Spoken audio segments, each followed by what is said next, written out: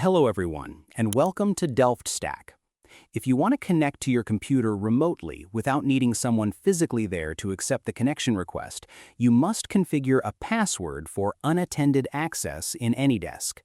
I will show you exactly how to set this up securely right now. Let's get started. First, we need to access the main configuration hub on the computer you intend to control remotely. Open the AnyDesk application, click on the four-line menu in the top right corner of the window and select Settings. From the left-hand sidebar, click on the Security tab to reveal the application's access control options. Next, you must elevate your system privileges because AnyDesk restricts changes to sensitive connection settings by default. At the very top of the security menu, click the button that says Unlock Security Settings.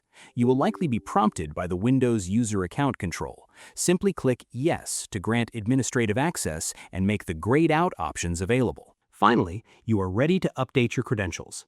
Scroll down to the Permissions or Unattended Access section, depending on your exact version of the software, and locate your active profile. Click the button labeled Set Password. Ensure you choose a strong, complex password. Finally, before saving your new credentials, click on the Permission Profile drop-down menu and ensure Unattended Access is selected if it didn't default to it automatically. Once everything is correct, click Apply. Your system is now fully secure and no one can remotely access this computer through AnyDesk without entering that specific password.